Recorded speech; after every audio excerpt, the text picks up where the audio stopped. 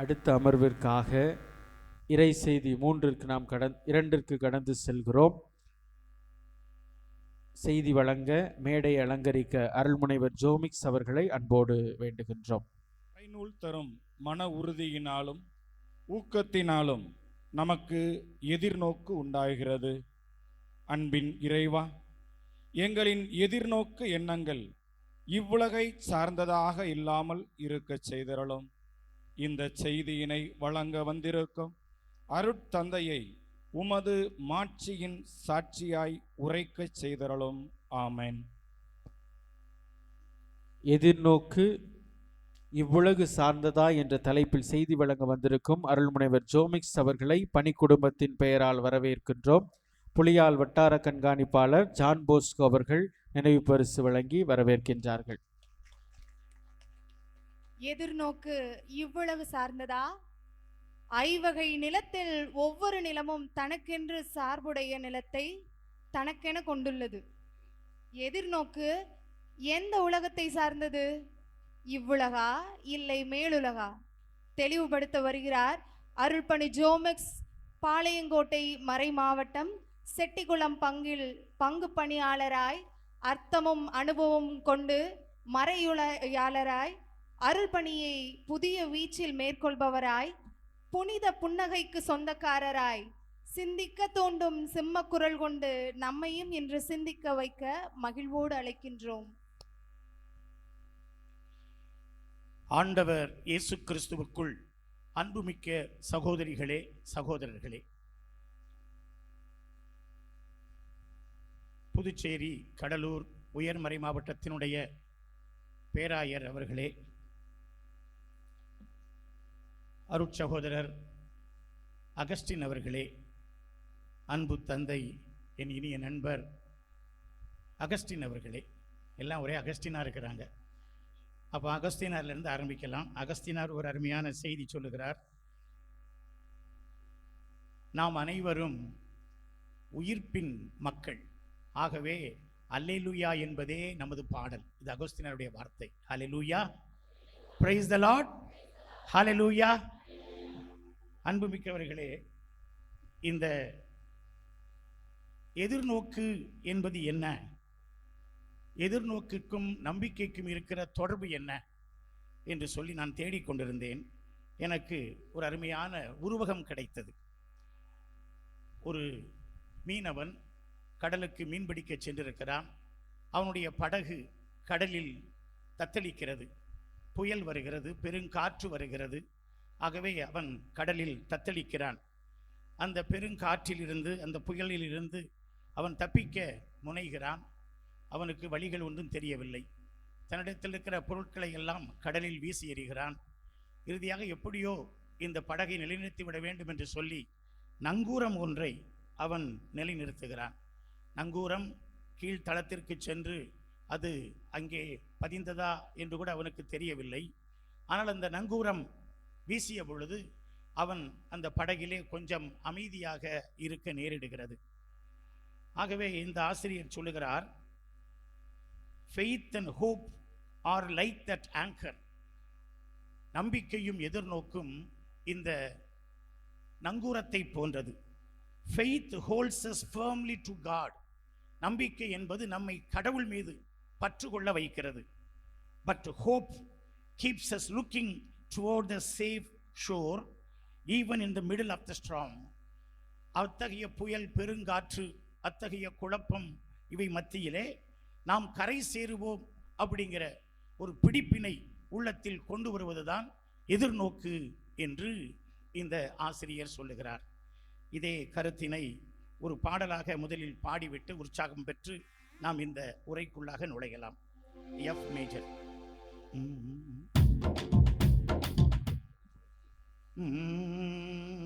சரிதானா?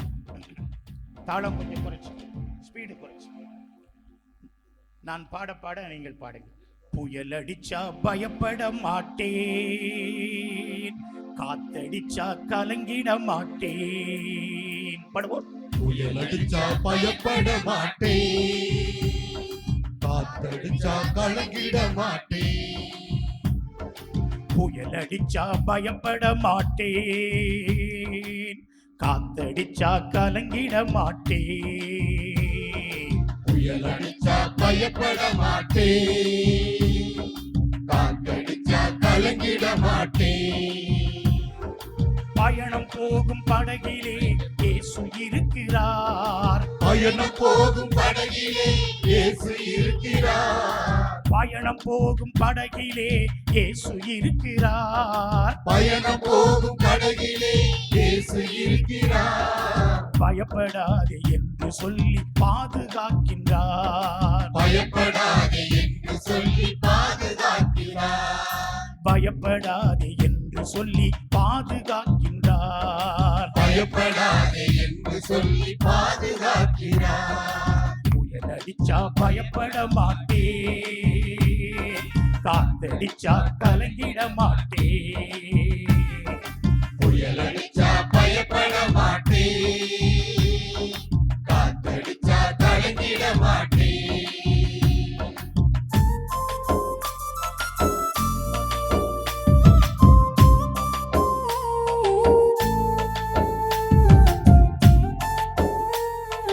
கைகளை தட்டி பாடுவோம்.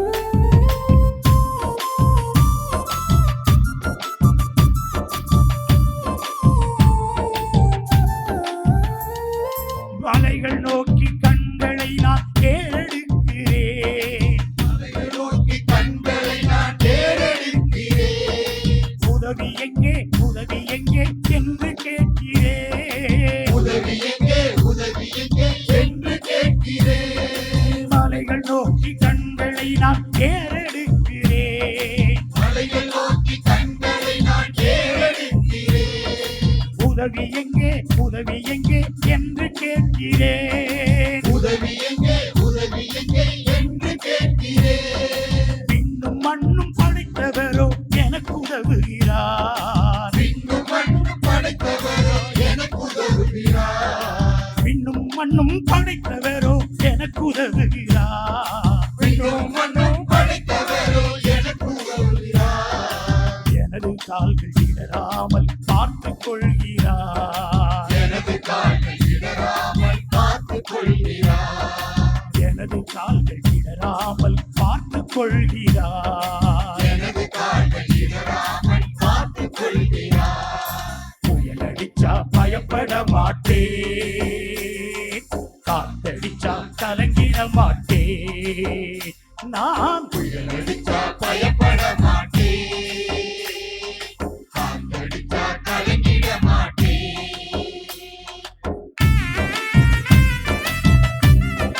கைகளை தட்டி பாடுவோம். திருப்பாடல் 121.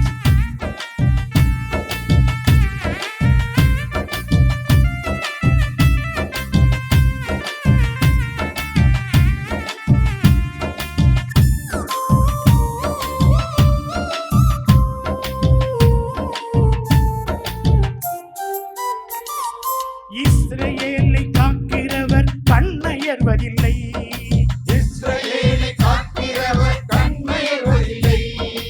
இமைகள் போல காக்கிறார் உறங்குவதில்லை, இமைகள் போல காக்கிறார் உறங்குவதில்லை. இஸ்ரவேலை காக்கிறவர் கண்ணயர்வதில்லை, இஸ்ரவேலை காக்கிறவர் கண்மயர்வதில்லை. இமைகள் போல காக்கிறார் உறங்குவதில்லை, இமைகள் போல காக்கிறார் உறங்குவதில்லை. வலப்புறத்தில் வழித்துணையாய் என்னை காக்கிறார், வலப்புறத்தில் வழித்துணையாய் என்னை காக்கிறார். நிழலை போல கூட வந்து துணையும் தருகிறார். நிழலைப் போல கூட வந்து துணையை தருகிறார். புயல் அடிச்சா பயப்பட மாட்டேன், காத்தடிச்சா கலங்கிட மாட்டேன். புயல் அடிச்சா பயப்பட மாட்டேன், காத்தடிச்சா கலங்கிட மாட்டேன்.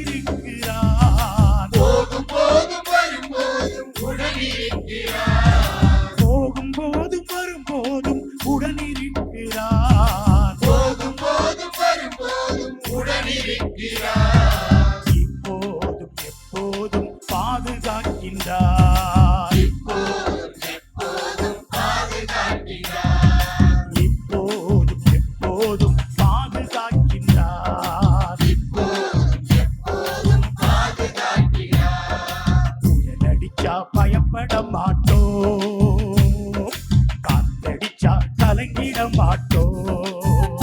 நாங்க புயல் அடிச்சா பயப்பட மாட்டோம், காத்தடிச்சா கலங்கிட மாட்டோம். பயணம் போகும் படகிலே இயேசு இருக்கிறார், பயணம் போகும் படகிலே இயேசு இருக்கிறார். எனது குடும்ப வாழ்க்கையில் இயேசு இருக்கிறார், எனது குடும்ப வாழ்க்கையில் இயேசு இருக்கிறார். திரு அவையின் பயணத்தில் இயேசு இருக்கிறார், திரு அவையின் பயணத்தில் இயேசு இருக்கிறார். பயப்படாதே என்று சொல்லி பாதுகாக்கின்றார், பயப்படாதே என்று சொல்லி பாதுகாக்கிறார். அடிச்சா பயப்பட மாட்டோம், காத்தடிச்சா கலங்கிட மாட்டோம். நாங்க புயல் அடிச்சா பயப்பட மாட்டோம், காத்தடிச்சா கலங்கிட மாட்டோம். புயல் அடிச்சா பயப்பட மாட்டோம், காத்தடிச்சா கலங்கிட மாட்டோம். புயல் அடிச்சா பயப்பட மாட்டோம், காத்தடிச்சா கலங்கிட மாட்டோம். ஹalleluya, Hallelujah. praise the Lord, Praise the Lord. இயேசுவுக்கு புகழ், இயேசுவுக்கு புகழ். இயேசுவுக்கு நன்றி, இயேசுவுக்கு நன்றி. மரியே வாழ்க. மரியே வாழ்க. இவ்வளவு உற்சாகமாய் இவ்வளவு பிரம்மாண்டமாய் நடைபெறுகிற இந்த வானவில் விழாவிலே அடியேனுக்கு வாய்ப்பளித்த இந்த பணியாளர்களுக்கு, இந்த நிர்வாகிகளுக்கு என்னுடைய நெஞ்சம் நிறை நன்றியினை நான் பணிவுடன் தெரிவித்துக் கொள்கிறேன். எனக்கு கொடுக்கப்பட்டிருக்கிற தலைப்பு எதிர்நோக்கு இவ்வுலகு சார்ந்ததா. எதிர்நோக்கு இவ்வுலகு சார்ந்ததா? ஆமா இல்லையா சொல்லிட்டு போக வேண்டியதானே. இதுக்கு எதுக்கு 1 மணி நேரம் கொடுத்துருக்கிற அப்படின்னு சொல்லி நீங்க கேட்கலாம். அன்புமிக்கவர்களே, சில வசனங்களை நாம் பார்த்து சில கருத்துக்களை ஆழமாக நாம் சிந்தித்து இதற்கான பதிலை நாம் கண்டுகொள்ளலாம். எபிரேய மொழியிலே திக்வா என்பதுதான் எதிர்நோக்கு அப்படிங்கிற வார்த்தை. திக்வா, இந்த திக்வா எனப்படுகிற இந்த வார்த்தை கடவுளுடைய வாக்குறுதிகள், கடவுளுடைய வாக்கு தத்தங்கள் இதோடு தொடர்புடையது, மீட்பின் வரலாற்றோடு தொடர்புடையது. கடவுளுடைய வாக்குறுதிகள், வாக்கு தத்தங்கள் மீட்பின் வரலாற்றிலே ஏராளமாய் இருக்கின்றன. அவை இஸ்ரேல் மக்களை எதிரிகளின் பிடிகளிலிருந்து விடுவிக்க சொல்லப்பட்டவை. அவன் கடவுளுடைய வாக்குறுதி ஒன்று வருகிறது, நீ விடுவிக்கப்படுவாய், நீ நலம் பெறுவாய் அப்படின்னா அது உங்களுக்கு எதிர்நோக்கு, எதிரிகளிடமிருந்து விடுதலை. அதை போல பபிலோனிய அடிமைத்தனத்தில் இருந்து அவர்களுக்கு மறுவாழ்வு, புது வாழ்வு, அதுவும் விடுதலை, திரும்புதல். இஸ்ரேல் மக்கள் சோர்ந்து தளர்ந்து மனமுடைந்து பின்வாங்கி சறுக்கி போயிருந்த வேளையிலே அவர்களுக்கு உயிர் மீட்சி தருகிற, அவர்களை உற்சாகப்படுத்துகிற, அவர்களை உசுப்புகிற, அவர்களை எழுப்பி விடுகிற ஒரு வாக்குதான் இந்த எதிர்நோக்கு. அப்போ யார் யார் பின்வாங்கி இருக்கிறாங்களோ, சோர்ந்து இருக்கிறாங்களோ, தளர்ந்து இருக்கிறாங்களோ அவர்களுக்கு இந்த எதிர்நோக்கு உயிர் மீட்சி தருகிறது. இது அடிப்படையில் கடவுளுடைய வாக்குறுதியை அது பற்றி கொண்டிருப்பதை சுட்டி காட்டுகிறது. கடவுளுடைய நம்பகத்தன்மை, கடவுளுடைய அந்த வாக்கு மாறாத தன்மை, அதை பற்றி கொள்ளுகிறது. இன்றைக்கு முன்னுரையில் பேசிக் கொண்டிருக்கிற பொழுது அருட்சகோதரி அவர்கள் இந்த வார்த்தையை மேற்கோள் காட்டினார்கள். வசனம் எங்கன்னு சொல்லலை, ஆனால் அந்த கருத்தை அவர்கள் சொன்னார்கள். எரேமியா திருமுகம், எரேமியா ஆகமம் 29ஆம் அதிகாரம் 10 முதல் 14 முடிய உள்ள வசனங்கள். எரேமியா பழைய ஏற்பாட்டில் கடவுள் என்ன சொல்கிறார் பாருங்கள். ஆண்டவர் கூறுவது இதுவே. நற்செய்தி கூட்டங்கள்ல திடீர்னு அந்த போதகர் thus says the Lord அப்படிங்கிறாங்க. அப்படின்னா ஏதோ மற்றவங்க சொல்றது இல்லை, இப்போ ஆண்டவர் சொல்லுவது. ஆகவேதான் சொன்னேன், இந்த எதிர்நோக்கு என்பது ஆண்டவரிடமிருந்து நமக்கு வருகிற வார்த்தை, ஆண்டவரிடம் வருகிற வாக்குறுதி, ஆண்டவரிடம் வருகிற ஒரு அருமையான சொல். பபிலோனில் 70 ஆண்டுகள் முடிந்த பின் நான் உங்களை சந்திக்க வருவேன், உங்களுக்கு நான் கொடுத்திருந்த வாக்குறுதியின்படி, பார்த்துங்க, வாக்குறுதியின்படி உங்களை இந்த இடத்திற்கு கொண்டு வந்து சேர்ப்பேன். வசனம் 11 இதுல முக்கியம். 14 வரைக்கும் இருக்கு, படிச்சு பாருங்க. வசனம் 11 பைபிள் வைத்திருக்கிறவர்கள் சேர்ந்து வாசிப்போம். ஏனெனில் உங்களுக்காக நான் வகுத்திருக்கும் திட்டங்கள் எனக்கு தெரியும் என்றோ, அவை வளமான எதிர்காலத்தையும் நம்பிக்கையையும் உங்களுக்கு அளிப்பதற்கான நல்வாழ்வின் திட்டங்களே அன்றி கேடு விளைவிப்பதற்கான திட்டங்கள் அல்ல என்கிறார் ஆண்டவர். உங்களுக்கு நல்வாழ்வு தருவதற்கான கடவுளுடைய திட்டங்கள். இப்ப இந்த இடத்துல நம்பிக்கை அப்படிங்கிற வார்த்தை பயன்படுத்தி இருக்கிறாங்க. நாம அந்த எதிர்நோக்கையும் நம்பிக்கையும் பல நேரத்தில் குழப்பி கொண்டே இருக்கிறோம். நம்முடைய மேனாளாயர் சுசைமாணிக்கம் அவர்கள் தன்னுடைய உரையில் அதை உங்களுக்கு தெளிவுபடுத்தி இருப்பார்கள் என்று நான் நம்புகிறேன். ஆனாலும் அதை நான் மீண்டும் கோடிட்டு காட்ட ஆசைப்படுகிறேன். நாம் இப்பொழுது ஒரு பொது மொழிபெயர்ப்பை பயன்படுத்துகிறோம். அதிலும் இப்பொழுது திருத்திய மொழிபெயர்ப்பு வந்திருக்கிறது. அது மிக நன்றாக இருக்கிறது. அதை நாம் பயன்படுத்துகிறோம். அதை அச்சிட்டு வழங்குகிறவர் நம்முடைய பேராயர் அவர்கள்தான். அவர்களுக்கு ஒரு வேண்டுகோள், அது இன்னும் நல்ல தாளில் இன்னும் சிறிய புத்தகமாக அச்சடித்து நீங்கள் தர வேண்டும் என்று இங்கே இருக்கிற கைதட்டி சொல்லுங்களேன். அது தலையான மாதிரி கொஞ்சம் பெருசாக இருக்குது ஐயா. நீங்கள் அது கொஞ்சம் சிறுசாக அந்த மாதிரி ஹேண்டியாக கொடுத்தீங்கன்னா ரொம்ப நல்லாயிருக்கும், தூக்கிட்டு போகிறதுக்கு பயன்படுத்துவதற்கு. எவ்வளோ செலவானாலும் பரவாயில்லை, வாங்க தயாராக இருக்கிறோம். தாங்கள் அதை அச்சிட்டு தரும்படியாக அனைத்து மக்களின் சார்பாக உங்களை கேட்டுக்கொள்கிறோம். இந்த எதிர்நோக்கி ஏமாற்றம் தராது என்று நான் நம்புகிறேன். முதல்ல சரி, இது ஒரு புறத்தில் இருக்கட்டும். ஆகவே அதற்கு முன்னால கத்தோலிக்க மொழிபெயர்ப்பு நம்ம பயன்படுத்தணும். இது மிக முக்கியமான ஒரு வசனம். 1 கொரிந்தியர் 13:13. அன்பு, எதிர்நோக்கு, நம்பிக்கை. நம்பிக்கை, எதிர்நோக்கு, அன்பு மூன்றும் நிலையாய் உள்ளன. ஆனால் அன்பே முதன்மையானது, பிரதானமானது அப்படிங்கிற வசனம். Faith, hope, love. ஃபெய்த் அப்படிங்கிறத பழைய தமிழில் விசுவாசம்னு மொழிபெயர்த்தோம். ஹோப்புங்கிறத பழைய தமிழில் நம்பிக்கைன்னு மொழிபெயர்த்தோம். ஹோப்பு பழைய தமிழில் என்னது? நம்பிக்கை. இன்றைக்கும் ப்ராட்டஸ்டன்ஸு அதை நம்பிக்கை என்று தான் மொழிபெயர்த்து கொண்டிருக்கிறார்கள். அப்போ அவங்க நம்பிக்கை பற்றி பேசுகிறதெல்லாம் ஹோப்பை பற்றி தான். ஹோப்பை பற்றி தான். லவ் அது எல்லாருக்கும் தெரியும், அது அன்பு. அதை வார்த்தையை மாற்றலை, அது அப்படியே இருக்கிறது. நாம் நல்ல தமிழில் மொழிபெயர்க்க வேண்டும், சமஸ்கிருதம் வேண்டாம் அப்படிங்கிற ஒரு சிந்தனை. ஏனென்றால் ஆண்டவருக்கு நல்லதை கொடுக்க வேண்டும், ஆண்டவருக்கு கெட்டதை கலப்பணத்தை கொடுக்கக்கூடாது. அப்போ செம்மொழி நல்ல தமிழில் கொடுக்க வேண்டும் என்பதற்காக சென்னை பல்கலைக்கழகத்தினுடைய ஆங்கில தமிழ் அகராதி ஃபெய்த்தை நம்பிக்கைன்னு சொல்லுகிறது, ஹோப்பை எதிர்நோக்குன்னு சொல்லுகிறது. ஆகவே 95 வெளியிடப்பட்ட இந்த புது மொழிபெயர்ப்பு ஃபெய்த்தை நம்பிக்கை என்று அழைக்கிறது. நமக்கு இதை ஹோப்பை எதிர்நோக்கு என்று அழைக்கிறது. 95லேருந்து இன்னைக்கு 30 வருஷம் முடிஞ்சு போச்சு. ஆனாலும் கூட இன்றைக்கு நமக்கு விசுவாசத்துக்கும் நமக்கு இந்த நம்பிக்கைக்கும் குழப்பம் இருக்குது. எதிர்நோக்குக்கும் நம்பிக்கைக்கும் குழப்பம் இருக்கிறது. அந்த குழப்பத்தை நம்முடைய மண்டையில் தவிர்க்க வேண்டும் என்றால் இந்த நல்ல மொழிபெயர்ப்பு பைபிளை எடுத்து மீண்டும் மீண்டும் மீண்டும் மீண்டும் வாசிக்க வேண்டும். இந்த வார்த்தைகளை பயன்படுத்த வேண்டும். மற்ற வார்த்தைகளை கடன் வாங்கி ஜெபம் சொல்வதை விட இந்த வார்த்தைகளை நீங்கள் சொல்ல வேண்டும். இந்த மாநாட்டில் அந்த வார்த்தை குழப்பத்தை தவிர்த்திருக்கிறார்கள். எல்லாத்திலும் எதிர்நோக்கு என்பதை குறித்து தெளிவாக போட்டிருக்கிறார்கள். சில ஆண்டுகளுக்கு முன்பாக நம்முடைய திருத்தந்தை 16ஆம் பெனடிக்ட் அவர்கள் நம்பிக்கை ஆண்டு என்று கொண்டாட அழைப்பு விடுத்தார்கள். எல்லாருக்கும் நினைவிருக்கும், நம்பிக்கை ஆண்டு. நாம் அதை கொண்டாடினோம். ஆண்டவருடைய அனாதி திட்டத்தில் தூய ஆவியின் வழி நடத்துதலால் உலகத்தில் 500 ஆண்டுகளுக்கு முன்பாக இந்த ப்ராட்டஸ்டன்ஸு நம்பிக்கை, அதாவது விசுவாசத்தை வச்சு ஒரு பெரிய குழப்பத்தை ஏற்படுத்தி போயிட்டாங்க. விசுவாசத்தினால் நீதிமான் பிழைப்பான், அதுதான் அவங்களுடைய பெரிய போதனையாக இருந்தது. ஆனால் கத்தோலிக்க திருச்சபை இந்த போதனை ஒரு ஓரக் கொள்கை, ஒருதலை சார்பானது, முழுமையானது அல்ல என்று அதை குறித்து எப்பொழுதும் தன்னுடைய கருத்தை வலியுறுத்தி வந்தது. யாக்கோபு எழுதிய திருமுகம், யூதா திருமுகம், திருவெளிப்பாடு, எபிரேயர், இந்த 4 நூல்களையும் மார்ட்டின் லூத்தர் அவர் மொழிபெயர்க்க வேண்டாம் என்று இருந்தார்.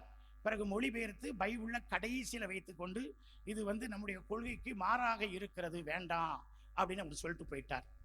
ஆனால் மிகப்பெரிய ஜாம்பவான்கள், கத்தோலிக்க அறிஞர்கள், பெரிய விவிலிய பேராசிரியர்கள் ரைமன் பிரவுன் போன்றவர்கள் சொன்னாங்க, அதில் மாத்திரம் உங்களுக்கு செயல்களை வலியுறுத்தவில்லை, நற்செய்தி நூல்களும் வலியுறுத்துகின்றன. அதை எங்கே கொண்டு தனியாக கழிச்சு போடுறது அல்லது கிழிச்சு போடுறது? ஆகவே ஒட்டுமொத்தமாக அவற்றை நான் பார்க்க வேண்டும் முழு பைபிளையும் என்று ரைமன் பிரவுன் போன்றவர்கள் அன்றைக்கே எழுதி வைத்தார்கள். அவர்கள் ஒற்றுமையை விரும்புகிறவர்கள், ஆனாலும் விசுவாசமும் செயல்களும் நம்பிக்கையும் செயல்களும் இணைந்திருக்க வேண்டும் என்கிற கத்தோலிக்க போதனைக்கு வலு சேர்த்தார்கள். எடுத்துக்காட்டாக நாளைக்கு ஞாயிற்றுக்கிழமை வரக்கூடிய வாசகம் லூக்கா நற்செய்தி 16ஆம் அதிகாரம். லாசர் செல்வந்தன், லாசர் பரலோகத்துக்கு போகிறான், செல்வந்தன் கீழே பாதாளத்துக்கு போகிறான். ஏன் போனான்? செல்வந்தன் சட்டத்தின்படி நடந்தான், விசுவாசத்தில் தான் இருந்தான், ஆனால் அவனுக்கு பாதாளம் கிடைச்சது. ஏன்? செயல்கள் இல்லை. சட்டத்தின்படி வாழ்ந்தாலும் அடுத்திருப்பவரை கவனிக்கவில்லை, செயல்களோடு அவனுடைய வாழ்க்கை ஒத்துப்போகவில்லை. ஆகவே அவன் பாதாளத்துக்கு போனான். அதே போல மத்தேயு நற்செய்தி 25ஆம் அதிகாரம், நான் தாகமாயிருந்தேன், நான் ஆடையின்றி இருந்தேன், நான் சிறையில் இருந்தேன், நான் நோயிற்றிருந்தேன், நீங்கள் என்னை பார்க்க வரவில்லை என்றால் பாதாளத்துக்கு போங்கள் என்று ஆண்டவர் சொல்லிவிடுகிறார். ஆகவே செயல்களோடு கூடிய நம்பிக்கை. இந்த மார்ட்டின் லூத்தருடைய 500வது ஆண்டு விழா வந்தது. அதற்கு முன்னதாகவே கத்தோலிக்க திருச்சபை தன்னுடைய மக்களை தற்காத்துக் கொள்வதற்காகவும் சமநிலையான முழு விவிலிய போதனையை வழங்குவதற்காகவும் இந்த நம்பிக்கை ஆண்டினை அது கொண்டாடியது. ஆகவே நம்பிக்கை என்றால் என்ன என்பதிலே அந்த ஆண்டிலிருந்து நாம் நிறைய தெளிவை பெற்றுவிட்டோம் என்று நான் கருதுகிறேன். அந்த காலகட்டத்தில் வந்த மிகச்சிறந்த இறையியல் விவிலிய கட்டுரைகள் எல்லாம் இது குறித்து தெளிவை மிக தெளிவாக நமக்கு விளக்கிவிட்டன. நம்முடைய கத்தோலிக்க மக்கள் அதை தெரிந்து கொள்ள வேண்டும். இந்த புராட்டஸ்டன்ட் தியாலஜியில் போய் மாட்டிக்கொள்ளக்கூடாது. இப்பொழுது அதனுடைய 2வது பண்பாகிய எதிர்நோக்கை மையப்படுத்தி இயேசு கிறிஸ்துவனுடைய 2025ஆம் யூபிலி ஆண்டு இங்கே கொண்டாடப்படுகிறது. இது எதிர்நோக்கு. நான் நினைக்கிறேன் ஆண்டவர் திருவுளம் கொள்வார் என்றால், திரு அவை ஆவியானவர் வழியாக வழிநடத்தும் என்றால் 2033ஆம் யூபிலி ஆண்டு அன்பை பற்றியதாக, சேரிட்டி அன்பு பணிகள் பற்றியதாக, செயல்களோடு கூடிய நம்பிக்கை எதிர்நோக்கு பற்றியதாக அது இருக்கும் என்று நான் நம்புகிறேன். ஹல்லேலூயா. ஆகவே இந்த எதிர்நோக்கு அப்படிங்கிறது கத்தோலிக்க மக்களுக்கு ஒரு பயிற்சி. கத்தோலிக்க மக்கள் கொள்கை கோட்பாட்டில் தெளிவு பெறுவதற்கும், இந்த புராட்டஸ்டன்ட் தப்பறை கொள்கை ஓரக் கொள்கைகள் இவற்றிலிருந்து விடுதலை பெறுவதற்கும், முழு விவிலியத்தை படித்து நாம் உண்மைகளை புரிந்து கொள்வதற்கும் நமக்கு கடவுள் தந்திருக்கிற ஒரு மிகப்பெரிய வாய்ப்பு என்றே நான் கருதுகிறேன். இந்த வாய்ப்பை மிகச் சரியாக பயன்படுத்தி நம்முடைய நற்செய்தி பணிக்குழுவினர் இவ்வளவு பிரம்மாண்டமான இந்த விழாவை ஏற்பாடு செய்திருக்கிறார்கள். ஆகவே பழைய ஏற்பாட்டில் நம்பிக்கை என்பது கடவுளுடைய வாக்குறுதியோடு அது இணைந்தது. கடவுள் எப்படி மாறாமல் இருக்கிறாரோ, சொன்ன சொல் தவறாமல் இருக்கிறாரோ, அப்படி அந்த வாக்குறுதி நிறைவேறும் என்கிற ஒரு நம்பிக்கை, என்கிற அந்த நம்பிக்கையை, கடவுளை நம்பிக்கையை பற்றி கொண்டிருக்கிற அந்த எதிர்நோக்கு, அதுதான் பழைய ஏற்பாட்டில் எதிர்நோக்காக இருக்கிறது. புதிய ஏற்பாட்டுக்கு நாம் வருகிறோம். புதிய ஏற்பாட்டில் எல்பிஸ் சொல்லுங்க அப்படிங்கிற வார்த்தை தான் இந்த எதிர்நோக்கை சொல்லுகிற ஒரு வார்த்தை. புதிய ஏற்பாட்டில் இந்த வார்த்தை பழைய ஏற்பாட்டை விட ஆழமானதாகவும், பழைய ஏற்பாட்டை விட அழுத்தம் மிகுந்ததாகவும், பழைய ஏற்பாட்டை விட அது நிறைவு கால இயலை நோக்கி நம்மை நகர்த்துவதாகவும் அது இருக்கிறது. அதனுடைய அர்த்தம் இருக்கிறது. எது? எல்பிஸ், எதிர்நோக்கு அப்படிங்கிற கிரேக்க வார்த்தை. இது இவ்வுலகை சார்ந்தது மட்டுமல்ல, அது மறு உலகையும் சார்ந்தது, மறு உலகை நோக்கியது, மறு உலகத்திற்கு நம்மை இட்டு செல்லுகிறது என்கிற கருத்தினை சொல்லுகிறது. கடவுளோடு கொண்டிருக்க வேண்டிய தொடர்பு, உறவு, நெருக்கம், அதனை இந்த வார்த்தை நமக்கு சுட்டி காட்டுகிறது. எதிர்நோக்கு என்பது கடவுளோடு கொண்டிருக்கிற அந்த ஒரு உறவின் பரிமாணம் என்று பார்க்கிறோம். 2 வசனங்களை இதற்கு ஆதாரமாக புதிய ஏற்பாட்டிலே பார்க்க உங்களை நான் அழைக்கின்றேன். ரோமையருக்கு எழுதிய திருமுகம் 8ஆம் அதிகாரம் 24, 25 ஆகிய வசனங்கள். ரோமையர் 8, 24, 25 எடுத்துக்கொள்ளுங்கள். நாம் எல்லோரும் சேர்ந்தே வாசிக்கலாம். நமக்கு மீட்பு கிடைத்து விட்டது, எனினும் எதிர்நோக்கும் அளவில்தான் அது கிடைத்துள்ளது. கண்ணுக்கு தெரிகிறதை நோக்குதல் எதிர்நோக்கு ஆகாது.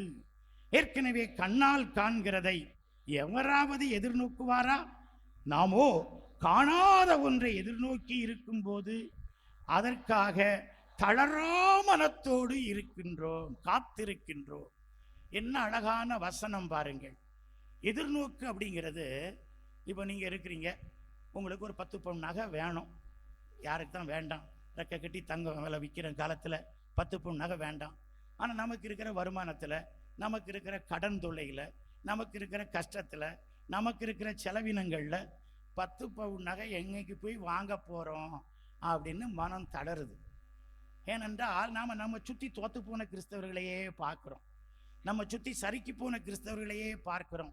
வெற்றி பெற்ற கிறிஸ்தவர்களை, இப்படிப்பட்ட எதிர்நோக்கு வாக்குறுதியை பற்றி கொண்டு அதை அடைகிற கிறிஸ்தவர்களை நாம் மனக்கண் முன்னால் கொண்டு வருவது கிடையாது. இவர் சொல்லுகிறார், எதிர்நோக்கு அப்படின்னா கண்ணுக்கு தெரிகிறதை எதிர்நோக்குதல் கிடையாது. 10 பவுன் நகை வராது, ஒரு வீடு வராது, ஒரு பைக்கு வராது, ஒரு வேலை வராது, எப்படி வரோம் அப்படின்னு மனசு சொல்லுது. ஆனால் வானவில் விழாவுக்கு வந்திருக்கிறீங்க. எதிர்நோக்கு ஒருபோதும் ஏமாற்றம் தராது.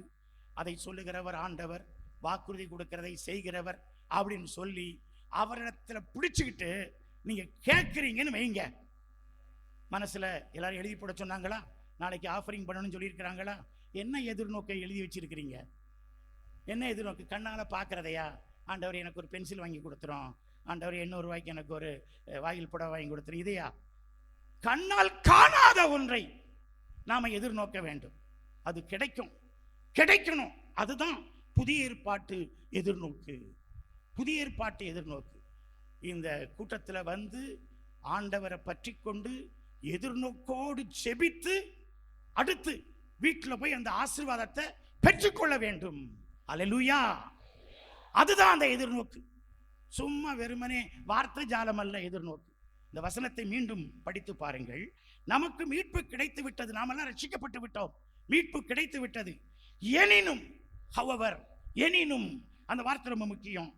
எதிர்நோக்கும் அளவில் தான் கிடைத்துள்ளது. முழுமையான மீட்பு அது வரப்போகிறது.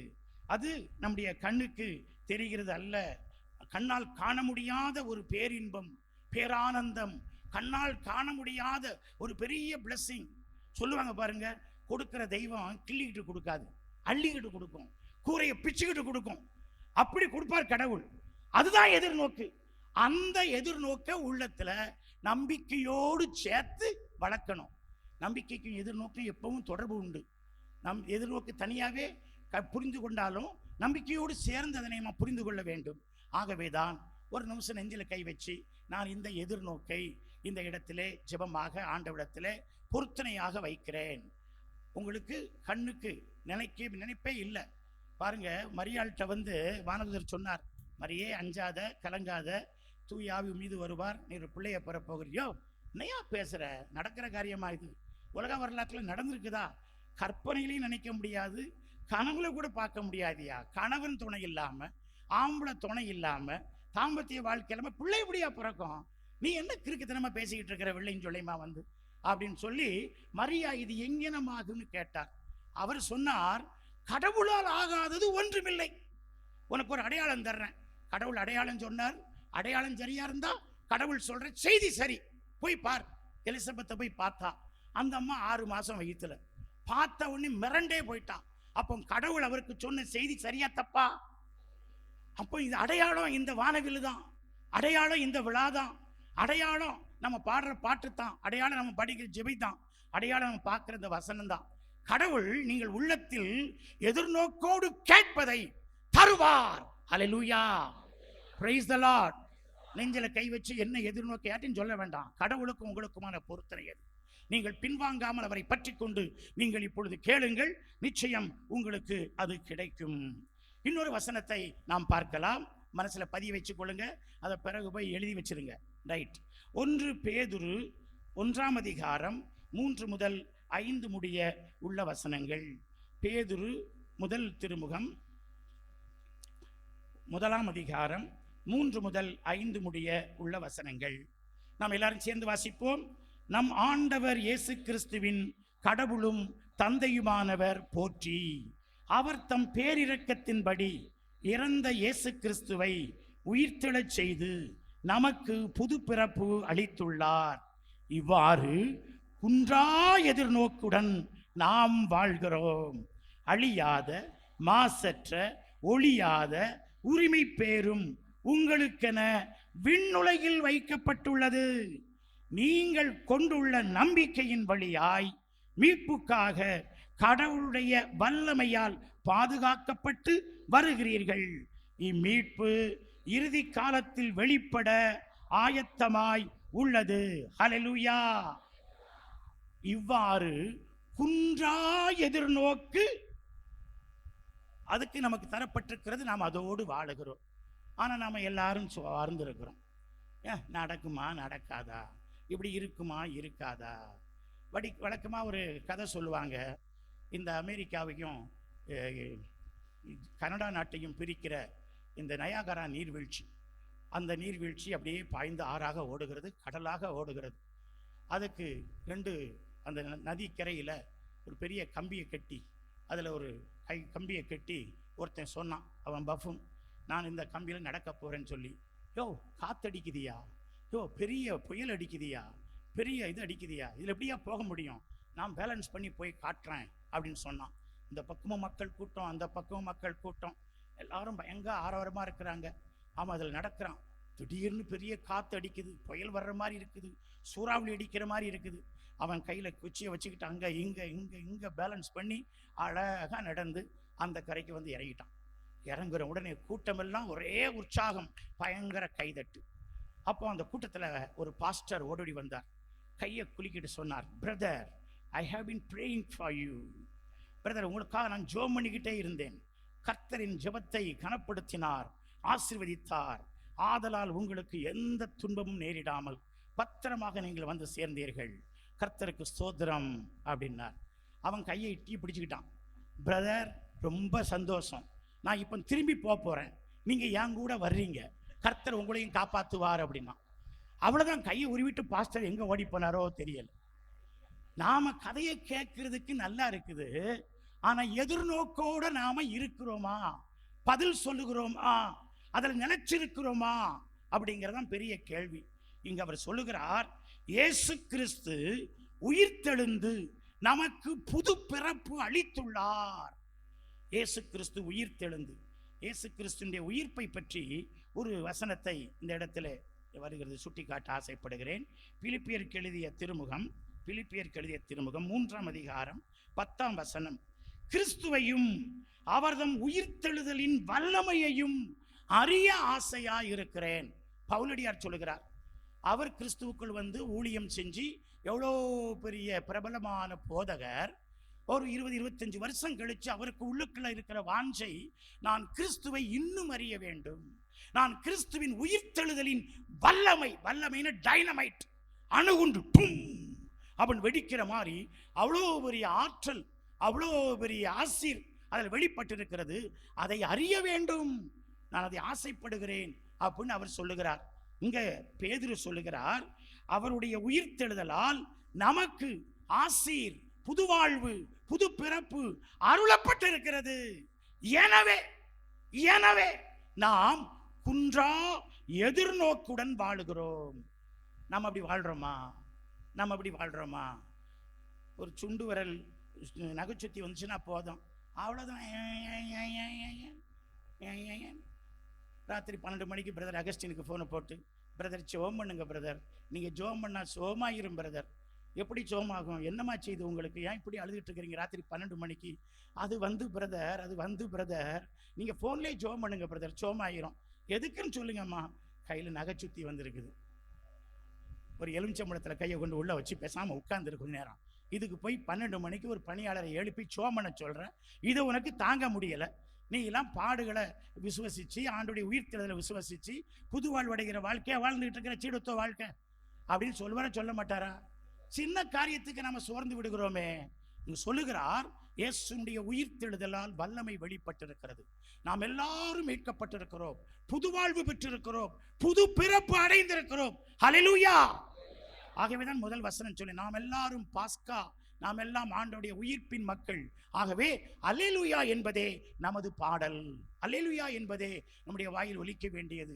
ஆகவே நம்ம பின்னோக்கி போகவே கூடாது, முன்னோக்கித்தான் நாம் செல்லுதல் வேண்டும். ஆகவே புதிய ஏற்பாட்டில் இவ்வாறு இந்த எதிர்நோக்கு என்பது இன்னும் ஆழமானது, அது இன்னும் பிடிப்பானது, அது தொலைநோக்கு, மறுவாழ்வு, அது நிலை வாழ்வு.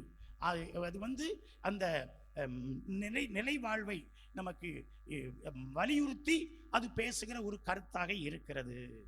சரி, இன்னைக்கு கொடுத்திருக்கிற தலைப்பு எதிர்நோக்கு இவ்வுலகு சார்ந்ததா. இப்போ எதிர்நோக்கை பற்றி பார்த்துட்டோம். எதிர்நோக்கு இவ்வுலகு சார்ந்ததா? எதிர்நோக்கு இவ்வுலக வாழ்வை அது விட்டு விடுவது இல்லை. நன்றாக தெரிந்து கொள்ள வேண்டும்.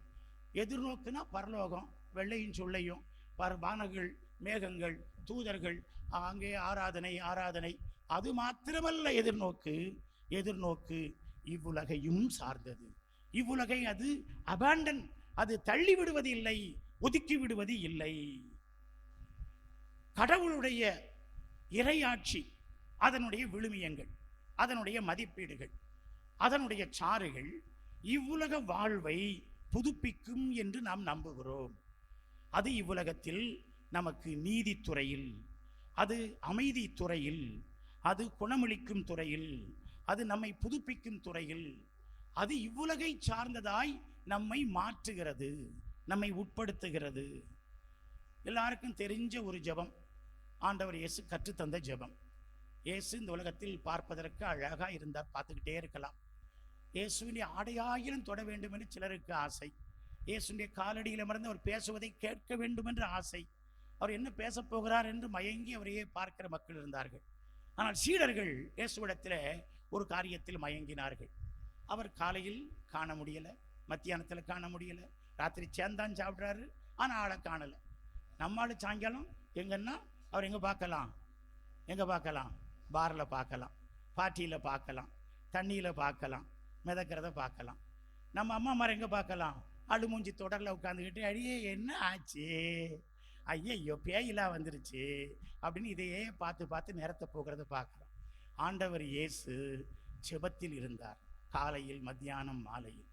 சீடர்கள் இயேசுவிடத்திலே மயங்கியது, சீடர்கள் இயேசுவிடத்திலே கண்டு வியந்தது அவருடைய ஜெபிக்கும் அந்த தன்மை.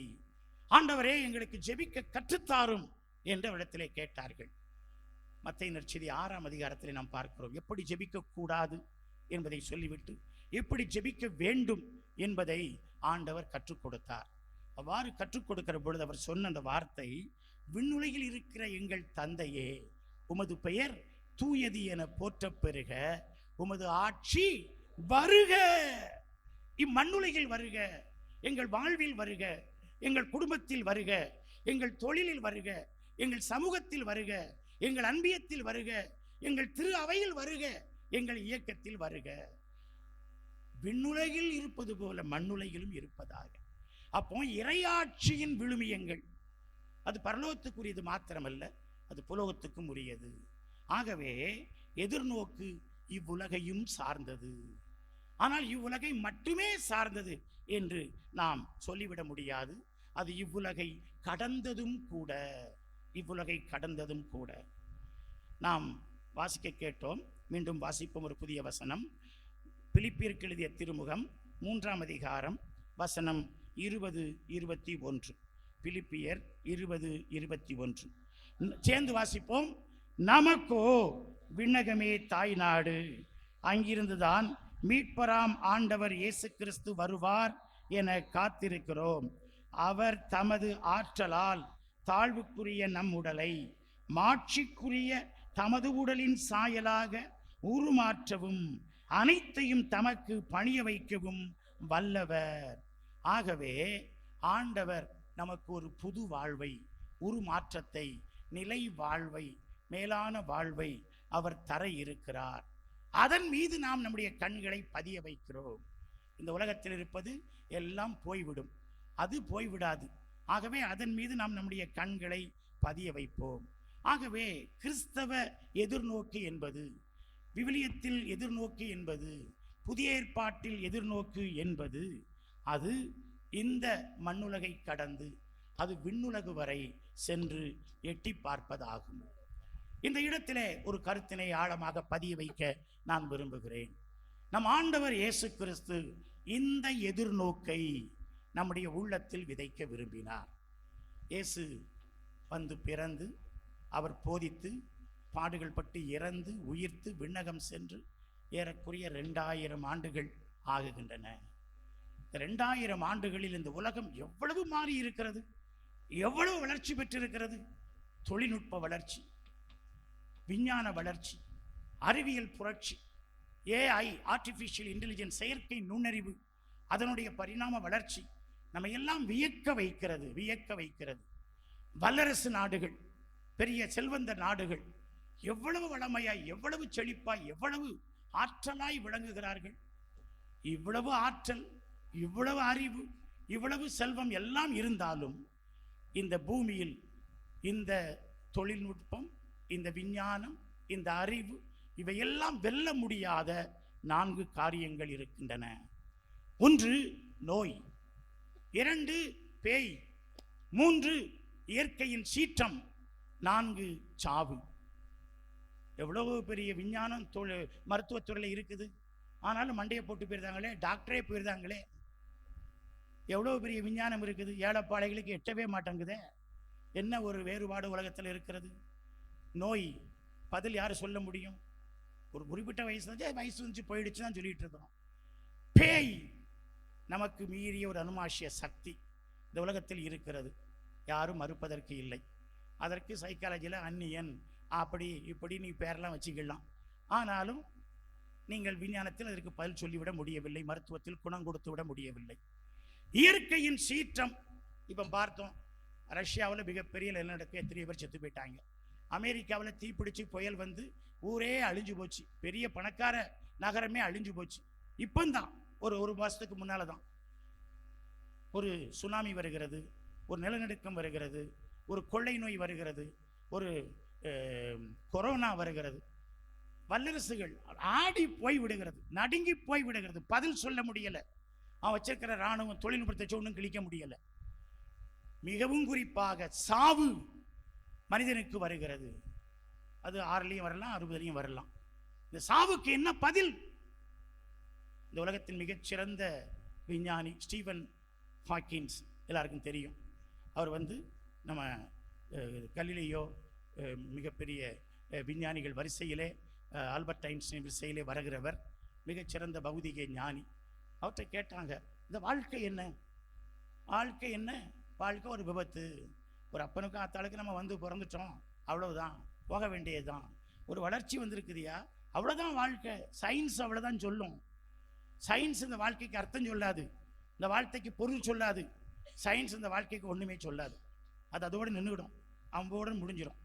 ஆனால் இயேசு கிறிஸ்து ஒருவரே தன்னிகரில்லா தலைவராக இவை அனைத்திற்கும் பதில் தந்தவர். நோய்களை குணப்படுத்தியவர்.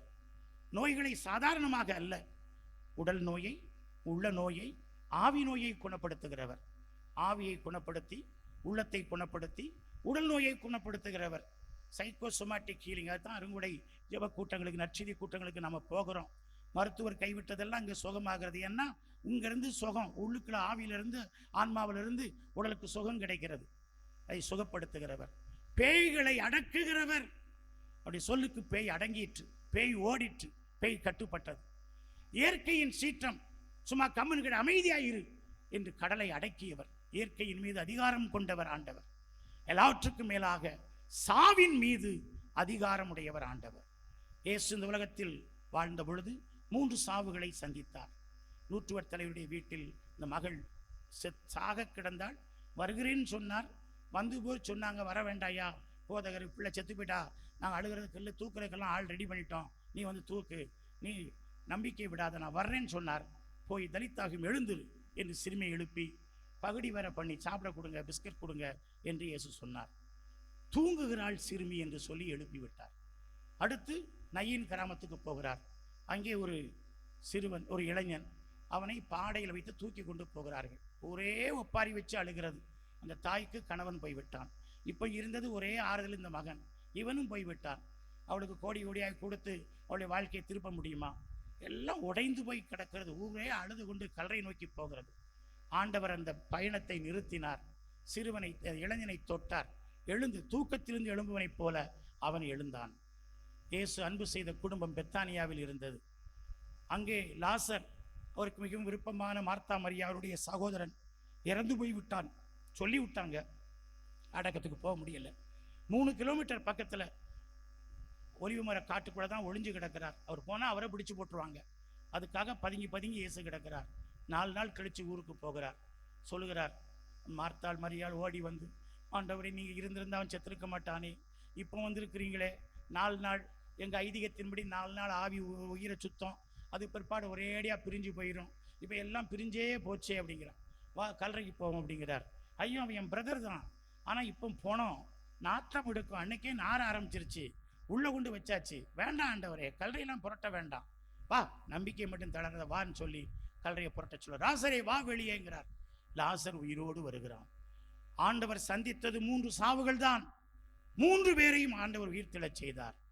தூக்கம் என்பது குட்டிச்சாவு, சாவு என்பது நீண்ட தூக்கம், சாவு என்பது இன்னொரு வாழ்வுக்கான தொடக்கம், சாவு என்பது இன்னொரு ஆரம்பம், சாவு முடிவல்ல. இதனை ஆண்டவர் தன்னுடைய போதனையில் அழுத்தம் திருத்தமாக சொல்லி இருக்கிறார். இதுதான் இந்த வாழ்வுக்கு அர்த்தம் கொடுக்கிறது, இந்த உலக வாழ்வுக்கு பொருள் கொடுக்கிறது. வேற எந்த விஞ்ஞானமோ எந்த தத்துவமோ நமக்கு அர்த்தம் கொடுக்கவே கொடுக்காது. நாம ஏன் ஒழுக்கமா இருக்கணும், நாம ஏன் உண்மையா இருக்கணும், நாம ஏன் அடுத்தவங்களுக்கு நல்லது செய்யணும், நாம ஏன் பொய் சொல்லக்கூடாது? எல்லாத்துக்கும் காரணம் இந்த இன்னொரு வாழ்வு இருக்கிறது, இன்னொரு வாழ்வு இருக்கிறது. அது நிலை வாழ்வு, விண்ணகம் நமக்கு தாய் நாடு, அதனை நாம் பெற்றுக்கொள்ள போகிறோம். ஆகவே நாம என்ன செய்ய வேண்டும், இங்கே அந்த நம்பிக்கையோடு அந்த எதிர்நோக்கோடு நாம் பிடிப்போடு இந்த உலகத்தில் இருக்க வேண்டும் என்பதனை நாம் இங்கே கற்றுக்கொள்கிறோம். ஆகவேதான் புதிய ஏற்பாட்டினுடைய கடைசி புத்தகம் திருவெளிப்பாடு 21ஆம் அதிகாரம் 1 முதல் 5 முடிய உள்ள வசனங்கள் நமக்கு கண்ணீரை எல்லாம் துடைத்து கவலை எல்லாம் போக்கி நமக்கு ஒரு புது வாழ்வை கொடுத்து விடுகிறது. என்ன வசனம் 2 வாசிக்கலாம். பின்பு விண்ணகத்திலிருந்து எழுந்த பெரும் குரல் ஒன்றை நான் கேட்டேன். அது, இதோ கடவுளின் உறைவிடம் மனிதர் நடுவே உள்ளது, அவர் அவர்கள் நடுவே குடியிருப்பார், அவர்கள் அவருக்கு மக்களாய் இருப்பார்கள், கடவுள் தாமே அவர்களோடு இருப்பார், அவரே அவர்களுடைய கடவுளாய் இருப்பார். அப்பொழுது அவர்களுடைய கண்ணீர் அனைத்தையும் அவர் துடைத்து விடுவார். இனிமேல் சாவு இராது, துயரம் இராது, அழுகை இராது, துன்பம் இராது, முன்பு இருந்தவை எல்லாம் மறைந்து விட்டன என்றது. அப்பொழுது அரியணையில் வீற்றிருந்தவர், சேர்ந்து வாசிப்போம், இதோ நான் அனைத்தையும் புதியது ஆக்குகிறேன் என்று கூறினார்.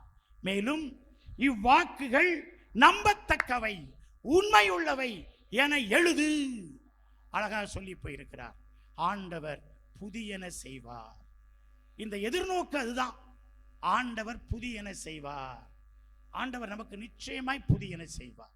அதை நாம் வாழ்க்கையிலே உணர்தல் வேண்டும். இந்த மாநாட்டை விட்டு நாம் இந்த இடத்தை விட்டு போகிற பொழுது, இந்த உரையை கேட்டு விட்டு போகிற பொழுது நம்முடைய உள்ளத்துல என் ஆண்டவர் வாக்கு மாறாதவர், என் ஆண்டவர் வாக்குறுதி தந்திருக்கிறார், அவருடைய வாக்குறுதியை பற்றி கொள்வது எதிர்நோக்கு. அந்த வாக்குறுதி எனக்கு நிச்சயமாய் புதியன செய்யும். ஹல்லேலூயா, ஹல்லேலூயா.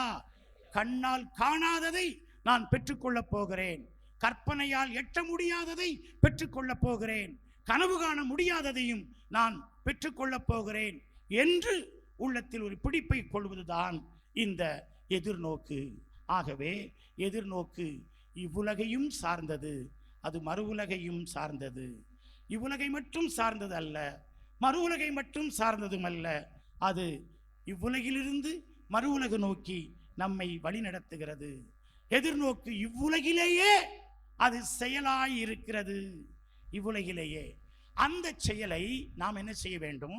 நம்முடைய நம்பிக்கை, நம்முடைய பிறரன்பு பணிகள், நம்முடைய இரக்கச் செயல்கள், நம்முடைய நீதியான வாழ்க்கை, நம்முடைய ஒழுக்கம், இவற்றிலே நாம் வெளிப்படுத்த வேண்டும்.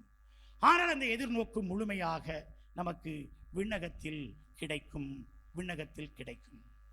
ஒரு கிறிஸ்மஸ் காலம், ஒரு குடும்பம், ஒரு ஏழை குடும்பம், அந்த குடும்பத்தில் அந்த மனைவி கணவனை பார்த்து கேட்டாள், ஏங்க எல்லாரும் சொல்கிறாங்க இந்த கிறிஸ்மஸுக்கு கணவன் ஆசையாக பச்சை நிறத்தில் ஒரு பட்டுப்புடவை வாங்கி கொடுத்தா குடும்பம்லாம் ரொம்ப நல்லா இருக்குன்னு சொல்கிறாங்க.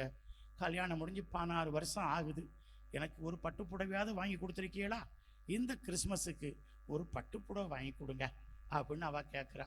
பச்சை புடவை வாங்கி கொடுங்க அப்படின்னு அவள் கேட்குறா. அவன் சொல்கிறான், ஏண்டி வச்சுக்கிட்டா வஞ்சகம் பண்ணுறேன், தினமும் வேலைக்கு போகிறேன், கஷ்டப்பட்டு உழைக்கிறேன், ஏதோ உனக்கு நான் ஏதோ வாய்க்கும் வயிற்றுக்கும் ஓடிக்கிட்டு இருக்குது, புள்ள வேற ஒன்று, அதை வேற படிக்க வச்சுக்கிட்டு இருக்கிறோம். இல்லைங்க, கடனை உடனே வாங்கியாவது இந்த வருஷம் நீங்கள் வாங்கி கொடுங்க, இது ஆடி முடிஞ்சு ஆவணி நம்ம டாப்புக்கு போயிடுவோம் அப்படின்னு அவள் சொல்கிறா. அவன் கஷ்டப்பட்டு ஒரு 20,000 ரூபா கடனை வாங்கி 16,000 ரூபாய்க்கு படபடன்னு காஞ்சிபுரம் ஒரிஜினல் பட்டு அழகான பெரிய சருகை வச்சு அவளுக்கு வாங்கி கொடுத்தான். 32 பல்லம். இதுக்கே உங்களுக்கு சிரிப்பு வருது, அவளுக்கு எவ்வளோ சிரிப்பு வந்திருக்கும் நினச்சி பாருங்க. ஈனு ஆனந்தமாக சிரித்து ஊரெல்லாம் போய் சொன்னான், இந்த கிறிஸ்மஸுக்கு நான் பச்சை புடவை கட்டுவேனே, பாடல் இவ்வளோ பெருசாக இருக்குதே, 16,000 ரூபாய்க்கு என் புருஷன் வாங்கி கொடுத்துருக்கிறாரு, ஆசையாக வாங்கி கொடுத்துருக்கிறாரு, இனி நாங்கள் டாப்புக்கு போயிடுவோம் பாருங்க அப்படின்னு அவள் சொன்னான். அவளுக்கு எதிர்ப்பு எங்கேருந்து வந்துச்சுன்னா வீட்டில் இருந்து தான் வந்துச்சு. அவள் 10வது படிச்சுட்டு இருக்கா, 15 வயசு. அவள் வந்தா, ஏப்பா அம்மைக்கு மட்டும்தான் பச்சை புடவையா, எனக்கு கிடையாதா? இப்போ எல்லாம் ஃபேமஸாக ப்ளூ நம்ம கொசுவலை சுடிதார் ஒன்று வந்திருக்குப்பா, அதில் வந்து கோல்டு பார்டர் போட்டால் ரொம்ப பழபழன்னு அழகாக இருக்கும்பா, அது ஒன்று வாங்கி கொடுத்துருப்பா. எவ்வளோம்மா வருது? அது 8,500 ரூபா தான்பா. ஆடா பாதகத்தி, உங்கள் அம்மைக்கே 16 வருஷம் கழிச்சு இப்போ தான் 16,000 ரூபாய்க்கு வாங்கி கொடுத்துருக்கேன், நீ இப்போ வந்து கேட்குறிய, ஏன் அம்மையை தான் அன்பு செய்வேன், என்ன செய்ய மாட்டியா, நான் மினுக்கக்கூடாதா அப்படின்னு கேட்டா. அவளும் போய் சரின்னு கடனை உடனே வாங்கி அவளுக்கும் ஒன்று வாங்கி கொடுத்தா. அவள் பல்லெல்லாம் இப்போ ஈன்னு இழிச்சிக்கிட்டு ஊரெல்லாம் காட்டிக்கிட்டு, நானும் கிறிஸ்மஸுக்கு மினுக்குவேனே, நானும் கிறிஸ்மஸுக்கு அழகாக உடுத்துவேனே அப்படின்னு அவள் சொன்னான். சந்தோஷமாக இருந்துச்சு. கிறிஸ்மஸ் நெருங்கி வந்துச்சுது, விடிஞ்சா கிறிஸ்மஸ். அப்போந்தான் தாய்க்கும் அவளுக்கும் புத்தி வந்துச்சுது, ஏடி நம்ம 2 பேரும் புதுசு கட்டிக்கிட்டு இருக்க, உங்கள் அப்பன் பழைய வேட்டியை கட்டிட்டு அலைவான், ஊர் நம்மளை பார்த்து என்ன சொல்லும், அவனுக்கு புதுசாக ஒன்று வாங்க வேண்டாமா அப்படின்னு சொன்னாங்க. ஐயையோ, அப்பன்ட்ட சொல்ல மறந்து போனவே, அவன் சொன்னால் கடனுடன் சொல்லுவானே, நம்ம எங்கேயாவது கடனை வாங்கி அவனுக்கு வாங்கி கொடுப்போம் அப்படின்னு சொல்லி 2 பேரும் போய் என்ன பண்ணாங்க, கடனை வாங்கிட்டு கடையில் போய் ஒரு ஷர்ட், அது நம்பர் போட்டு கரெக்டாக வாங்கிட்டாங்க. பேண்ட்ஸு அப்பனை கூட்டிகிட்டு போகலை, அவங்க பார்த்தாங்க, வேட்டி வேண்டாமா, ஜீன்ஸ் பேண்ட்ஸ் எடுக்கணுமா, அப்பாவுக்கு யூத்தாக இருப்பார்ப்பா, ஸ்டைலாக இருப்பார், அப்பாவை மாற்றிடணும் அப்படின்னு அவள் சொன்னான். சாரின்னு சொல்லிட்டு ஒரு ஜீன்ஸ் பேண்ட்ஸு வாங்கிட்டு வந்தாங்க. வீட்டில் வந்து, அப்பா நாளைக்கு கிறிஸ்மஸுக்கு இதை போட்டுக்கிட்டு தான் நீங்கள் பூசைக்கு வரணும்ப்பா அப்படின்னாங்க. அவன் எடுத்து அளந்து பார்த்தான், சட்டை கரெக்டாக ஃபிட்டிங்காக நல்லா இருக்குது, பரவாயில்ல கஷ்டப்பட்டாலும் வாங்கிட்டு வந்திருக்கிறீங்க, ரொம்ப நன்றி. பேண்ட்ஸை பார்த்தா பேண்ட்ஸு 1 அடி நீளம் அதிகமாக இருக்குது, 1 அடிக்கு அது நீளமாக இருக்குது. அப்போ அவன் மனைவியை பார்த்து சொன்னான், உனக்கு தான் தையல் தெரியுமில்ல, இதை கொஞ்சம் வெட்டி கொடுத்துரு அப்படின்னா. அவள் சொன்னா, ஏங்க தீபாவளிக்கு வந்த பலகாரத்துக்கு பரிசு கொடுக்கறதுக்கு நான் செஞ்சுக்கிட்டு இருக்கிறேன், கடையில் வாங்கிக்க நம்ம கொடுக்க முடியும், இந்த பாருங்கள் அதிரசம் அது இதுன்னு செஞ்சுக்கிட்டு இருக்கிறேன், உதவிக்கு உங்கள் மகா கூட வரமாட்டாக்கா, நீங்கள் கூட சுத்த போயிருந்தீங்க, எனக்கெல்லாம் நேரமே இல்லை, உங்கள் மாவட்ட கேளுங்க, அவளுக்கு தெரியுமில்ல அப்படின்னா. அவட்ட கேட்டான். அவள் சொன்னா, எப்பா கொயர் ப்ராக்டிஸ் இருக்குப்பா, நான் கொயருக்கு போகணும்ப்பா, கோயிலில் பூவெல்லாம் அடுக்கணும்பா, அதெல்லாம் முடிச்சுட்டு வர லேட் ஆயிரும், அதெல்லாம் முடியாது, மடித்து போட்டுக்கப்பா, ரொம்ப ஸ்டைலாக இருக்கும்பா அப்படின்னு புத்தி சொன்னான். நீயும் அறிவும் ஆலோசனையும் போ, குப்பையில் போ அப்படின்னு சொல்லிட்டு போயிட்டான். இவன் பார்த்தான், சரி நமக்கு தான் வெட்டி தைக்க தெரியுமே அப்படின்னு 1 அடிக்கு வெட்டி தச்சு ஹேங்கரில் தொங்க போட்டு படுக்க போயிட்டான்.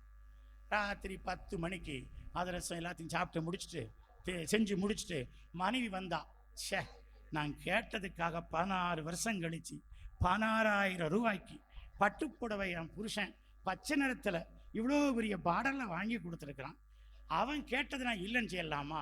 உடனே பேண்ட்ஸை எடுத்தா, 1 அடிக்கு அளந்தா, வெட்டினா, அழகாக தொங்க போட்டு அவளும் படுக்க போயிட்டா. கொயர் ப்ராக்டிஸ்லாம் முடிச்சுட்டு பூவெல்லாம் கோயிலில் வச்சுட்டு கோலத்தெல்லாம் போட்டுட்டு 11:30 மணிக்கு வீட்டுக்கு போனான். வாசல்ல வா வான்னு சொல்லி இவன் வாங்கி கொடுத்த அந்த பேண்ட்ஸ் தொங்குது. சே, நான் கேட்ட உடனே எங்கள் அப்பா 8,500 ரூபாய்க்கு கொசுவில் சுடிதார் வாங்கி தந்தார், நாளைக்கு மினுக்கிறதுக்கு என்ன அழகாக இருக்கும், எங்கள் அப்பாவுக்கும் உதவி செய்ய வேண்டாமா அப்படின்னு சொல்லி அதை எடுத்தா, 1 அடி வெட்டினா, அழகாக தச்சு தொங்க போட்டு போயிட்டான். காலையில் எந்திரிச்சு இந்த ஆத்துக்காரர் பேண்ட்ஸை போட்டால் அது பேண்ட்ஸ் மாதிரியா இருக்கும், ஜட்டி மாதிரி ஆகி போச்சு. இந்த குடும்பத்தில் அன்பு இல்லைன்னு சொல்லுவோமா, தியாகம் இல்லைன்னு சொல்லுவோமா? அப்ப என்ன இல்லை? ஏதோ ஒன்று இல்லை. அதுதான் நம்மிடத்துல எதிர்நோக்கி இல்லை. கிறிஸ்தவ வாழ்க்கையில், சீடத்துவ வாழ்க்கையில் நம்மகிட்ட அன்பு இருக்குது, நம்மகிட்ட நம்பிக்கை இருக்குது. ஆனால் அந்த எதிர்நோக்கு மாத்திரம் மிஸ்ஸிங். அதுக்காகத்தான் அந்த எதிர்நோக்க இந்த காலத்தில் நாம் பெற்றுக்கொள்ள வேண்டும். மனம் தளரக்கூடாது, நாம் உற்சாகம் பெற வேண்டும், விழித்தெழ வேண்டும். நம்மை சுற்றி தோத்து போன கிறிஸ்தவர்கள், தோத்து போன வாழ்க்கை இருக்கலாம், ஆனால் ஆண்டவர் மாறாதவர், அவருடைய வாக்குறுதிகள் மாறாதது. அவர் சொன்னதுதான் அது நிறைவேறும்.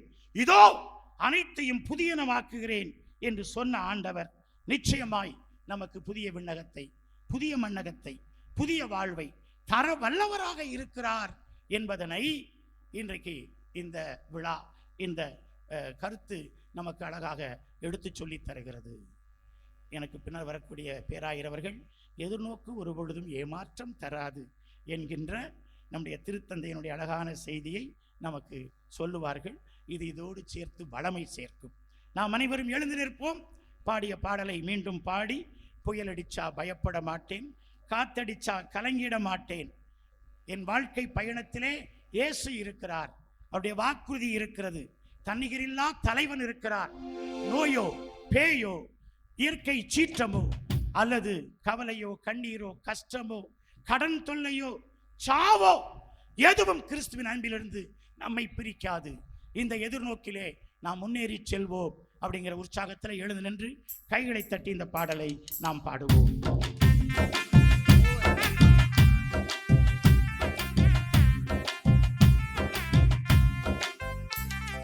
புயலடிச்சா பயப்பட மாட்டேன், காத்தடிச்சா கலங்கிட மாட்டேன், புயலடிச்சா பயப்பட மாட்டேன், காத்தடிச்சா கலங்கிட மாட்டேன். பயணம் போகும் படகிலே இயேசு இருக்கிறார், பயணம் போகும் படகிலே இயேசு இருக்கிறார், பயணம் போகும் படகிலே இயேசு இருக்கிறார், பயணம் போகும் படகிலே இயேசு இருக்கிறார். பயப்படாதே என்று சொல்லி பாதுகாக்கின்றார், பயப்படாதே என்று சொல்லி பாதுகாக்கிறார், பயப்படாதே என்று சொல்லி பாதுகாக்கின்றார், பயப்படாதே என்று சொல்லி பாதுகாக்கிறார். புயலடிச்சா பயப்பட மாட்டேன், காத்தடிச்சா கலங்கிட மாட்டேன், புயலடிச்சா பயப்பட மாட்டேன், காத்தடிச்சா கலங்கிட மாட்டேன்.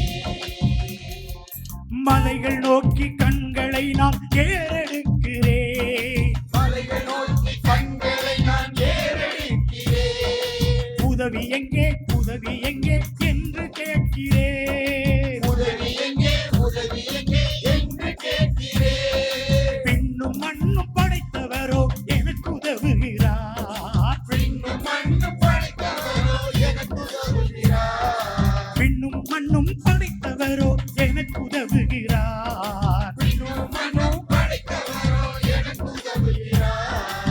எனது கால்கள் இடராமல் காத்துக் கொள்கிறார், எனது கால்கள் இடராமல் காத்துக் கொள்கிறார். இஸ்ரவேலை காக்கிறவர் கண்ணயர்வதில்லை, இஸ்ரவேலை காக்கிறவர் கண்ணயர்வதில்லை, இமைகள் போல காக்கிறார் உறங்குவதில்லை, இமைகள் போல காக்கிறார் உறங்குவதில்லை, வலப்புறத்தில் வழித்துணையாய் என்னை காக்கிறார், பலபுறத்தில் வழித்துணையாய் என்னை காக்கிறார், நிழலை போல கூட வந்து துணையும் தருகிறார், நிழலை போல கூட வந்து துணை தருகிறார்.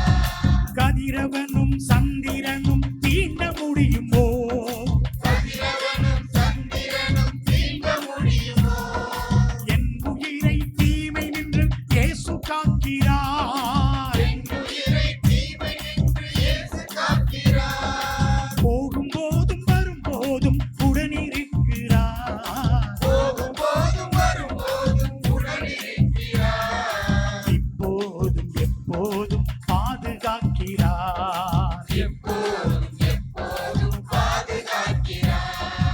இப்போதும் எப்போதும் பாதுகாக்கிறார்.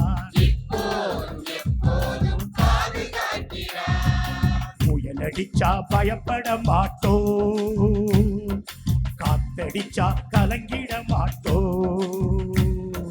புயலடிச்சா பயப்பட மாட்டோம், காத்தடிச்சா கலங்கிட மாட்டோம். எனது குடும்ப வாழ்க்கையில் இயேசு இருக்கிறார், எனது குடும்ப வாழ்க்கையில் இயேசு இருக்கிறார், எனது குடும்ப வாழ்க்கையில் இயேசு இருக்கிறார். எனது குடும்ப வாழ்க்கையில் இயேசு இருக்கிறார். பயப்படாதே என்று சொல்லி பாதுகாக்கிறார், பயப்படாதே என்று சொல்லி பாதுகாக்கிறார். எதிர்நோக்கி எமக்கு தந்து பாதுகாக்கிறார். எதிர்நோக்கு எனக்கு தந்து பாதுகாக்கிறார். தனநான தான நான தனன நான தனநான தான நான தான நான நான. ஹalleluya Hallelujah. Hallelujah Hallelujah. praise the lord Praise the Lord. இயேசுவுக்கு புகழ், இயேசுவுக்கு புகழ். இயேசுவுக்கு நன்றி, இயேசுவுக்கு நன்றி. மரியே வாழ்க, மரியே வாழ்க. நன்றி, வணக்கம். எதிர்நோக்கு இவ்வுலகு சார்ந்ததா என்பதை தெளிவுபடுத்திய அருள்முனைவர் ஜோமிக்ஸ் அவர்களுக்காக கரம் தட்டி ஆண்டவருக்கு நன்றி செலுத்துவோம். செய்தியின் நன்றி ஜெபத்தில் இணைவோம். நாம் அனைவரும் உயிர்ப்பின் மக்களே என்ற அகுஸ்தீனாரின் கூற்றை நமக்கு தெளிவுபடுத்தி, செயல்களும் நம்பிக்கையும் இணைந்ததுதான் எதிர்நோக்கு என்பதையும், உயிர்ப்பின் கீதம் என்பது அல்லேலூயா பாடல் பாடுவதில் மகிழலாம் என்பதையும், பழைய ஏற்பாட்டில் கடவுளின் வாக்குறுதிகளோடு தொடர்புடையது எதிர்நோக்கு என்பதையும், புதிய ஏற்பாட்டில் மீட்புக்காக நமது கண்ணுக்கு தெரியாத மீட்பை எதிர்நோக்கி தளரா மனதோடு காத்திருப்பது எதிர்நோக்கு என்பதையும், எதிர்நோக்கு என்பது இவ்வுலகை சார்ந்தது அல்ல என்பது இல்லை, அது இவ்வுலகையும் சார்ந்ததுதான் என்பதும் இல்லை, அது மறு உலகையும் சார்ந்தது. உயிர்ப்பின் வல்லமைதான் எதிர்நோக்கு. உயிர்ப்பின் கீதமாம் அல்லேலூயாவை மனதில் பாடி கடவுளுக்கும் தந்தைக்கும் நன்றி கூறி மகிழ்வோம். அன்பிற்கினியவர்களே, இந்த வானவில் கூடுகைகளிலே நாம் சிறப்பாக பங்கேற்க ஒப்புரவு அருள் சாதனங்கள் ஏற்பாடு செய்யப்பட்டிருக்கிறது. ஒப்புரவு அருள் சாதனத்தை வழங்க 3 அருள் தந்தையர்கள் 2 பேர் அரங்கத்தின் முன்புறமும் ஒருவர் ஆலயத்தினுடைய வளாகத்திலும் அமர்ந்திருக்கிறார்கள். எனவே ஒப்புரவு அருள் சாதனத்தை பங்கேற்க விரும்புகிறவர்கள் பங்கேற்கும்படி அன்போடு வேண்டுகின்றோம். தேநீர் இடைவெளிக்கு நாம் கடந்து செல்வோம். இன்றைய ஸ்பெஷல் நம்மை உற்சாகப்படுத்தும் உளுந்தங்கஞ்சி பருகி மகிழ்வோம். குளிர்ந்த பானம். இடைவேளை முடிந்து 10:50 மணிக்கு அரங்கத்திற்குள் வந்து சேர அன்போடு வேண்டுகிறோம். குளிர்ந்த பானம் கோடை காலத்தில் எப்படி இருக்குமோ அப்படியே உண்மையான தூதர் தம்மை அனுப்பினவருக்கு இருப்பார். அவர் தம் தலைவருக்கு புத்துயிர் அளிப்பார். அன்பு தெய்வமே, எங்களுக்கு புத்துயிர் அளிப்பதற்காக கொடுக்கப்படும் இந்த உணவையும் பானத்தையும் ஆசீர்வதியும். இதை தயாரித்தவர்களையும் வளப்படுத்தும். ஆமேன்.